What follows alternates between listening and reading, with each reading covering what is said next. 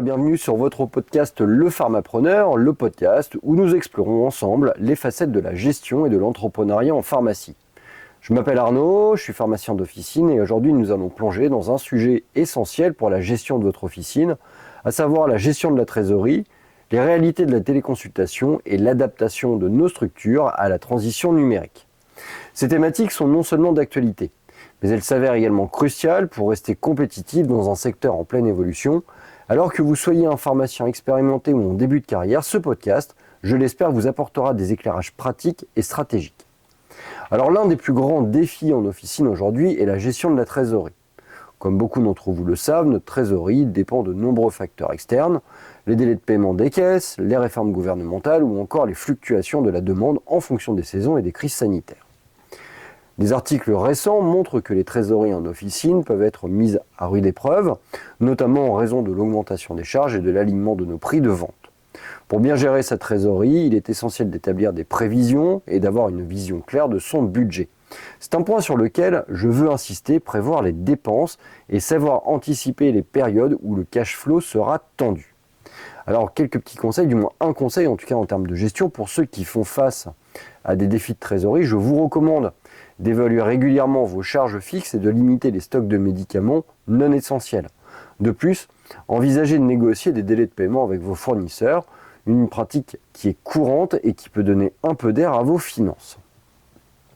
Alors en ce qui concerne la téléconsultation, la pandémie elle a transformé notre façon de travailler et a accéléré le déploiement de la téléconsultation dans les pharmacies. Mais attention, sa mise en place et la mise en place de ces bornes de téléconsultation ne se fait pas sans contrainte. Selon la nouvelle réglementation, les officines souhaitant proposer de la téléconsultation doivent se conformer à des normes strictes telles que la protection des données personnelles et l'obtention d'un certificat de conformité. D'un côté, la téléconsultation permet d'offrir des services de santé en toute simplicité pour les patients, surtout dans les zones rurales ou sous-médicalisées. De l'autre, il y a des défis liés au coût d'installation et aux exigences de conformité. Par exemple, l'installation d'une borne peut coûter entre 200 et 250 € par mois en fonction du prestataire, ce qui est un investissement relativement conséquent pour certaines officines. Aussi, si vous envisagez d'intégrer la téléconsultation dans votre officine, je vous recommande de bien évaluer le retour sur investissement.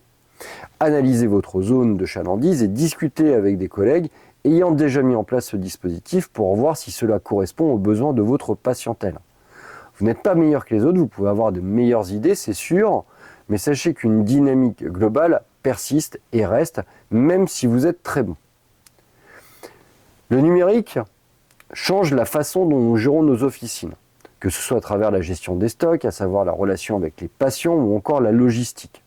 Aujourd'hui, de nombreux outils permettent d'automatiser certaines tâches et d'améliorer l'efficacité de l'équipe.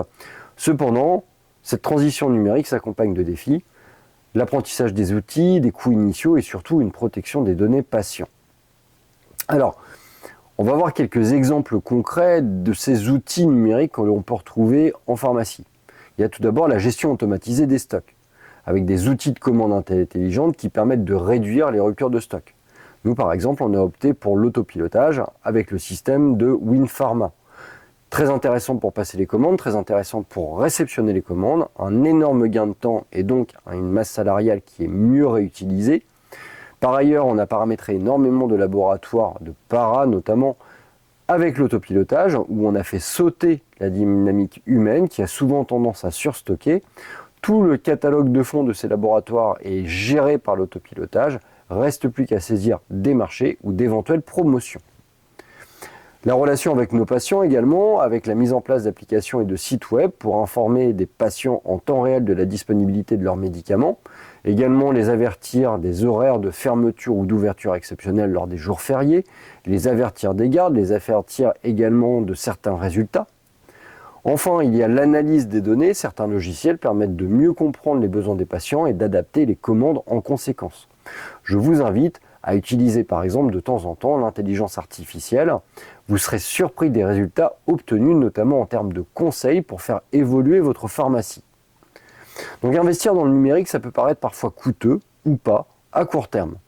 Mais les gains de productivité et la satisfaction de vos patients, mais également de votre équipe, justifient largement cet effort.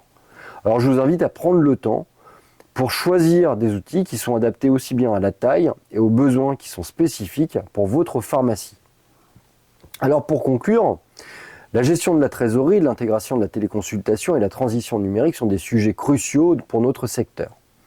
En tant que pharmacien, nous devons anticiper ces changements et nous adapter pour assurer la pérennité de nos officines. Aussi, je vous encourage à prendre le temps de revoir votre modèle de gestion régulièrement, de vous former continuellement aux nouveaux outils et d'échanger avec vos collègues.